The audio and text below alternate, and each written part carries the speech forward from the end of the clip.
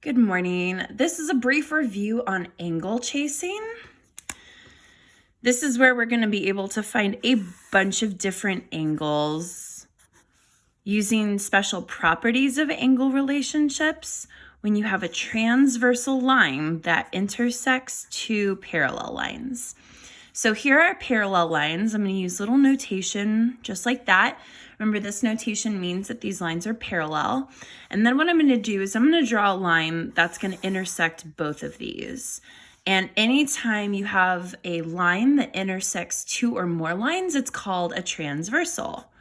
Let's pop it down. Oh my gosh, my camera is shaking like crazy. There we go. Transversal. So in order to find all of the different angles that is formed, I really only just need to measure one. So let's take a quick look. There's 1, 2, 3, 4, 5, 6, 7, 8 different angles that are formed by this. So I'm just going to choose one randomly. I'm going to choose angle 6 down here, this little guy. I'm going to measure angle 6, and then from there, I'm going to be able to find all the rest of the angles without even measuring. So I'm going to line up my vertex right here with my protractor, and it's at 0. And let me see if I can zoom in for y'all. Okay, a little bit shady. This is, as you can see, this is the problem with using Sharpies when you're measuring. This is a mess right here. She's a mess this morning. So, I'm gonna say that line, this angle is about, 113 degrees.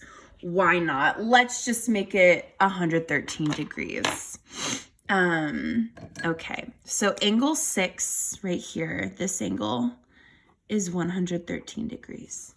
All right, now here's a review of the different vocabulary that we talked about in class. So we talked first about corresponding angles. Corresponding angles are just angles that are in the same relative position. So if I want to find a corresponding angle to angle 6, which angle is in the same corresponding position? It would be angle 2. This is in the same position as this. So corresponding angles are congruent. Congruent means they are equal. Oh, shaky camera. It's like I'm filming the Blair Witch Project. And that is the congruent symbol.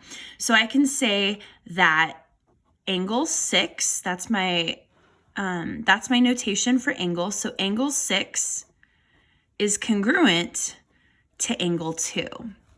They are corresponding angles. So that means that angle 2 is also 113 degrees. Cool.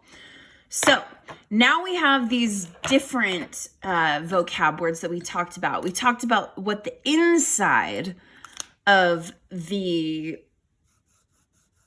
parallel lines looks like. There are these notation or these angles that have special properties.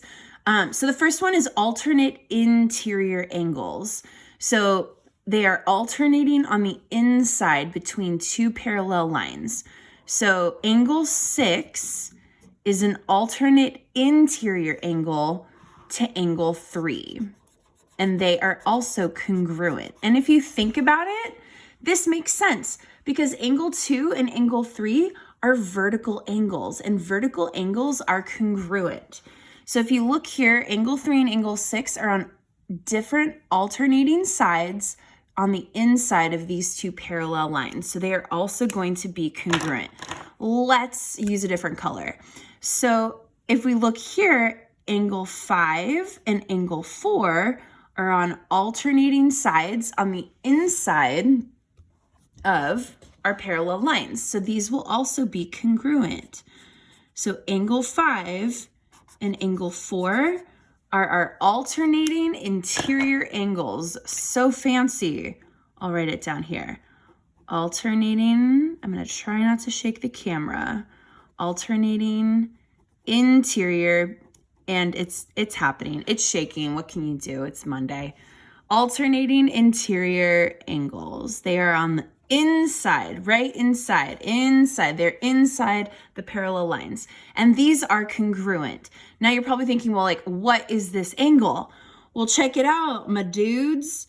Angle 5 and angle 6 right here, they are supplementary. They form a straight line. So if I want to know what angle 5 is, I just need to subtract 113 degrees from 180 degrees. Oops, that is the ugliest 180 I have ever seen. No worries. So I'm going to subtract, and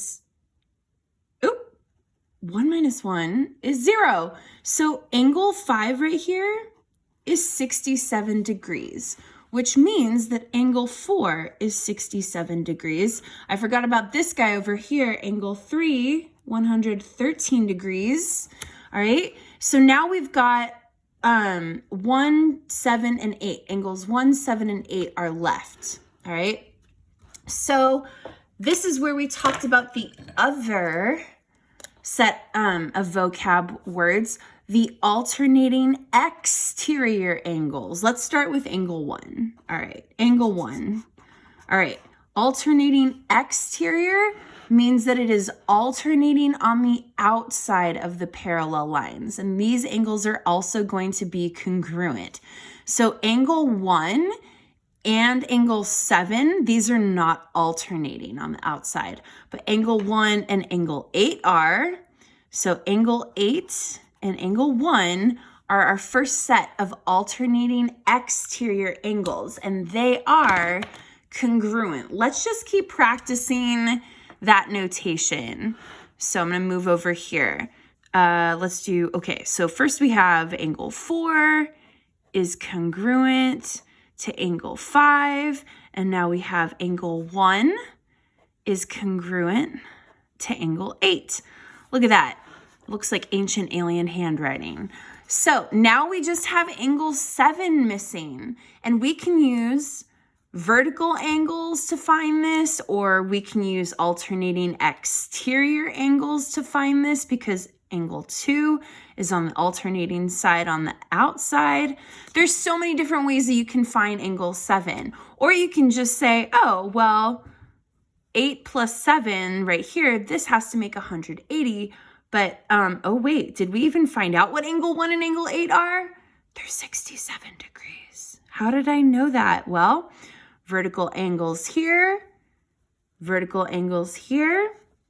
Or again, I can also just use what I know about supplementary angles.